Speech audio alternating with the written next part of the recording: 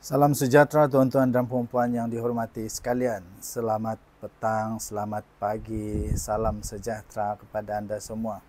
Saya ingin buat satu ulasan kritikal yang sangat penting untuk rakyat Malaysia faham dan rakyat Malaysia perlu ketahui.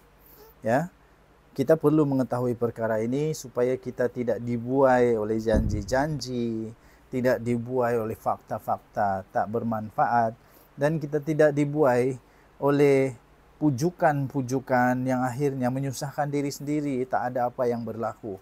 Tapi sebelum itu saya ingin kongsikan satu produk daripada For Life Research, satu company disebut sebagai Immune System Company, daripada For Life Research. Produk ini boleh meningkatkan imun badan sehingga 437% sesuai untuk kita dapat sihat semula. Bagi anda yang masalah kesihatan, kencing manis, darah tinggi, buah pinggang, saraf, gout, masalah lelaki, masalah perempuan, apa sahaja masalah yang disebabkan oleh imun badan yang tidak sempurna, tidak stabil lagi, Transofactor boleh meningkatkan imun badan dan boleh mengembalikan kepada kestabilan imun badan yang optimum. Ini sudah dikaji secara saintifik, telah diterima oleh seluruh dunia termasuk di dalam buku rujukan para doktor dan juga telah dibuat kajian selama lebih 70 tahun dan telah dikategorikan sebagai miracle molekul oleh para saintis. Jadi bagi anda yang ingin berikhtiar, boleh telefon saya mendapatkan Transofactor. Ulasan Kekal Anwar, usah butakan diri kepada kebenaran. Saya harap anda menonton video ini panjang supaya anda boleh faham keadaan yang sebenar.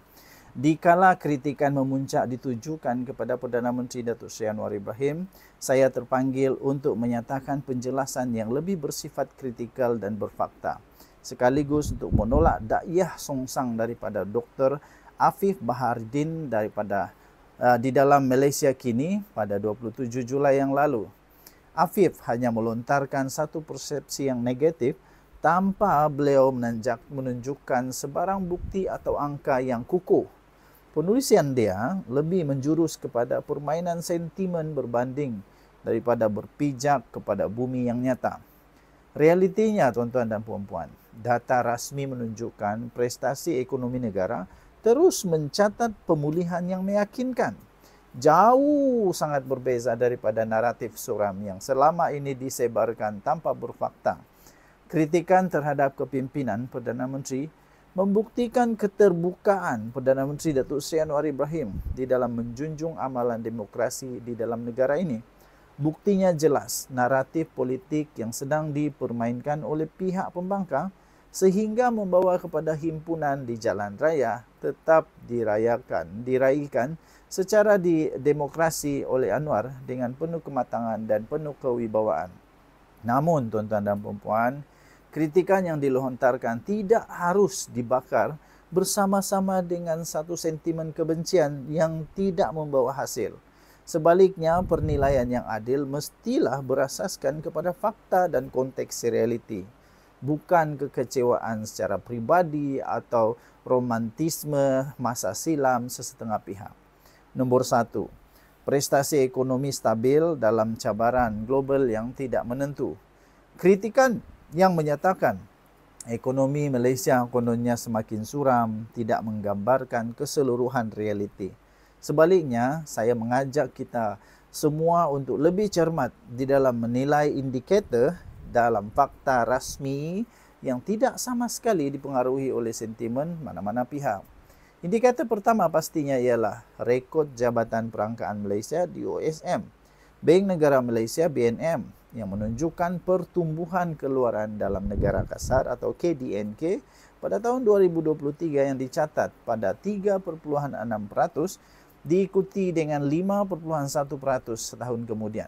Peningkatan pertumbuhan itu tidak berlaku dengan sendirinya, sebaliknya memerlukan kebijakan pemimpin menyusun strategi ekonomi yang lebih rasional dan mampan dalam lingkungan jangkaan dunia menghadapi kesan rantaian bekalan selepas COVID-19 dan ketegangan geopolitik yang tidak menentu. Indikator kedua pula merujuk kepada laporan rasmi daripada Bank Negara Malaysia dan DOSM yang membuktikan bahawa adanya kecaknaan kepimpinan Anwar memastikan kestabilan kos sara hidup terus dapat diseimbangkan. Kadar inflasi bagi tahun ini mencatat hanya 1,1% berbanding 1,8% pada bulan yang sama pada tahun yang lalu. Ini menunjukkan satu penurunan. Ia menandakan bahawa ada kejayaan oleh kerajaan dalam mengawal tekanan harga secara berterusan. Pada masa yang sama, tuan-tuan dan puan-puan, kadar pengangguran turut menurun kepada 3,0% pada Mei lalu berbanding 3,3% yang direkodkan pada bulan yang sama pada tahun 2024. Ini menggambarkan pasaran buruh yang semakin pulih selari dengan hala tuju dasar ekonomi madani yang diterajui oleh Perdana Menteri. Kesungguhan yang ditunjukkan Perdana Menteri menerusi lawatan rasmi ke luar negara telah membawa impak yang cukup signifikan terhadap pelaburan langsung asing FDI ke negara kita Malaysia. Ini dibuktikan dengan rekod yang dicatatkan oleh Lembaga Pembangunan Pelaburan Malaysia atau MIDA apabila Malaysia mencatatkan rekod pelaburan tertinggi dalam sejarah iaitu 378,5 bilion ringgit dengan pertumbuhan 14,9% mengikut perbandingan dari tahun ke tahun. Dengan menjana lebih daripada 207,000 pekerjaan pada tahun 2024. Peluang pekerjaan yang besar ini membolehkan rakyat negara Malaysia untuk memperoleh pekerjaan dan ia terbukti signifikan melalui kadar pengangguran yang direkodkan oleh DOSM menurun kepada 3,0% pada Mei 2025. Nombor 2, dasar strategik madani. Menyusun semula ekonomi untuk masa depan. Kerajaan pimpinan Anwar tidak meneruskan dasar yang sudah lapuk. Sebaliknya memperkenalkan pendekatan strategik melalui gagasan Malaysia Madani. Kerangka ekonomi madani yang dilancarkan pada Ogos tahun 2023 dengan fokus kepada pendapatan boleh guna rakyat, penstrukturan subsidi tersasar dan penciptaan pekerjaan bernilai tinggi mula menampakkan hasilnya. Namun, ada setengah pihak yang tidak sabar dan terus menghukum. Sikap itu jelas menunjukkan kekontongan jiwa dan fakta sebenarnya. Mana mungkin sosok seorang Perdana Menteri seperti Anwar Ibrahim mampu menyelesaikan semua kerosakan yang diwarisi oleh kerajaan sebelum ini terdahulu dalam masa yang tersingkat. Namun ketegasan dan kesungguhan yang ditunjukkan oleh Perdana Menteri Datuk Seri Anwar Ibrahim ternyata telah mula membuahkan hasil. Apa buktinya? Pada Belanjawan Madani 2024 merupakan paling inklusif dalam sejarah dengan telah memperuntukkan 393,8 bilion ringgit Malaysia dengan memberi penumpuan kepada pendidikan, digitalisasi serta ekonomi pelaburan dan ekonomi hijau dan teknologi. Ketegasan Perdana Menteri dalam aspek tadbir urus serta tata kelola yang baik juga melalui subsidi bersasar diesel pada Jun 2024 telah berjaya mengurangkan ketirisan sebanyak 4 bilion ringgit setahun.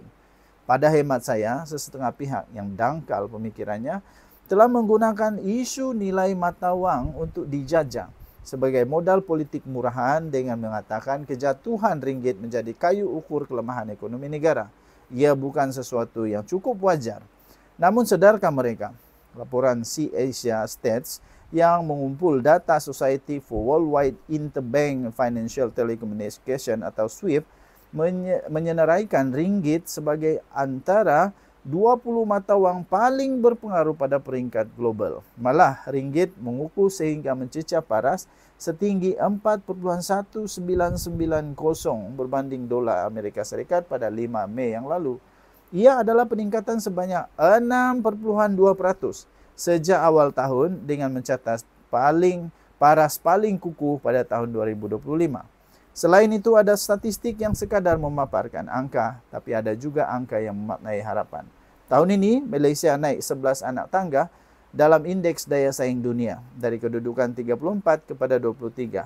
Ini indeks kebebasan media, inovasi global dan keselamatan negara juga menunjukkan satu peningkatan yang ketara. Mungkin tidak semua nampak usaha di sebalik tabir ini yang digerakkan oleh kepimpinan yang berprinsip, penjawat awam yang tekun, dasar yang diperhalusi hinggalah komitmen penuh untuk pulih secara berperingkat. Okey, tuan-tuan dan puan-puan yang dihormati sekalian, Jika Anda mau untuk membaca keseluruhan ulasan ini, Anda boleh lihat di Malaysia Kini yang ditulis oleh Muhammad Abdul Hamid, iaitu Timbalan Ketua Menteri 1 Pulau Pinang dan Adun Batu Maung. Okey, Anda boleh masuk ke dalam malaysiakini.com.